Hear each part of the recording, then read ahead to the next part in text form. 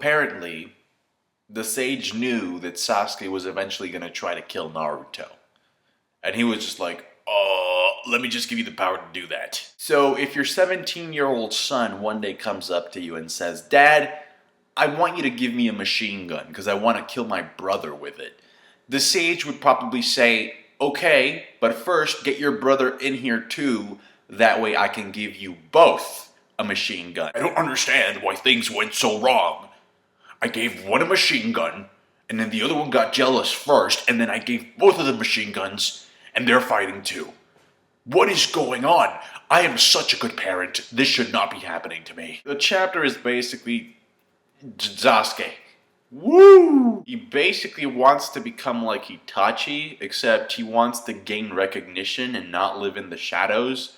Like, he actively wants to be the freaking guy that just absorbs all of the ninja hatred, okay?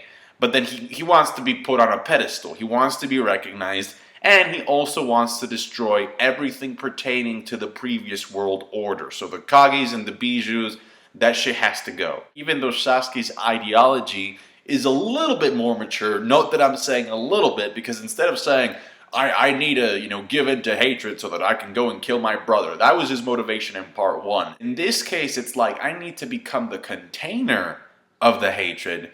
That way, after I deal with that, I can sort of navigate this shitty world into some type of peaceful prosperity, according to him. But first, I need to absorb the hatred, and I need to get rid of the past.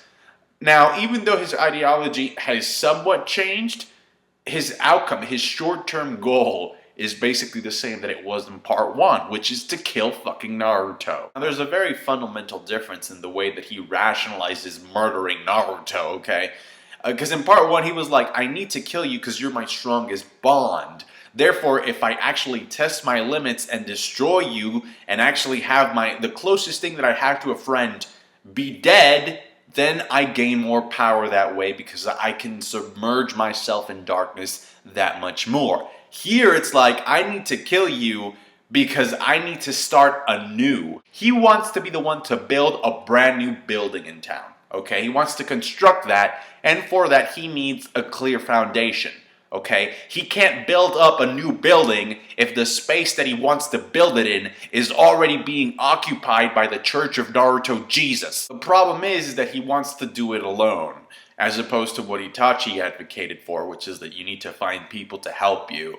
But even Naruto says, Itachi, that's not what Itachi stood for. But the thing about Sasuke is that right now he doesn't give a shit what Itachi stood for. Because Itachi's part of his past that he needs to kind of like just get rid of. Now, another problem with Sasuke's ideology in this sense are two things. The first one is that he wants to impose himself as being the leader. He doesn't give a shit about what people say or whether or not he's elected. He's like, fuck that shit. I don't care. I'm going to be the leader whether you like it or not. Okay? Because Naruto's like, do you think people are going to be okay with that? Fuck no, but I don't care. And the second problematic thing about Sasuke's approach is that he's going for the job while at the same time being fully aware of the fact that one of the most probable consequences of him getting the job is that he becomes a dictator / tyrant and therefore darkness. Remember how Nagato or Pain's plan was to gather all of the tailed beasts and then just create this massive weapon so that all of the shinobi nations would be fucking afraid to mess up or do something against other shinobi nations? So that they would live in peace through intimidation. That way, if a nation fucked up, they would be blown off the map. Sasuke's idea is kind of like that, except he will be the weapon that will keep people in line. If you misbehave under Adolf Sasuke's rule, you and your dog are going to get Amaterasu to the face. So they're both shitty choices. You just have to pick the one that's less shitty. Oh, and by the way, Naruto, he has the Swagbeto endorsement, so that should factor into your decision. Or just flip a coin. That's what I do every election year.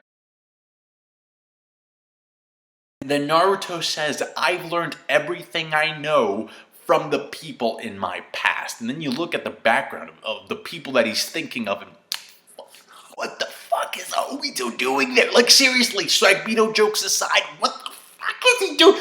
Okay, so if Naruto were ever to get an Oscar, and the winner is Naruto Uzumaki, Naruto goes up on stage, he grabs that Oscar, And you know what he would say? He would say, I'd like to thank my parents, and I'd also like to thank the guy that caused them to die. Sage says he's reached his limit, so he's about to leave, which he's been saying that for a while now. He's still there, fuck it. But he tells Kakashi, believe in them. I'm like, okay, which one are you talking about, motherfucker? Because it's like, yeah, we can believe in them, but they have very, very different ideologies when it comes down to it. So you really have to pick one that you believe in the most. I mean, I believe in them to give me an epic fight, okay? But if these two were the only political options that I had to elect as a leader, I'd be halfway to Guatemala by now. Viva la Revolución Uchiha! They start fighting, and it's close combat, which I love. Thank you for that. Oh, man. You know what? Because punches and kicks, if they're well executed, they never get old. They really don't. We got a brief reference of them when they were little, when they were about to fight. And it's a flashback, but I wonder if Kishimoto sort of got inspiration from the Kakashi versus Obito fight in the anime to add this in. I wonder if that's the sort of format that he's going to be using. Probably not, because I think he realizes that this format works best or better for anime only, you know, because of the animation and the emotional implications that the music brings in. But I do know for a fact that the fight is probably going to end with Naruto and Sasuke extending, you know, their arms to each other with that peace and love sign. Let's get ready to rumble! Put on the Space Jam music.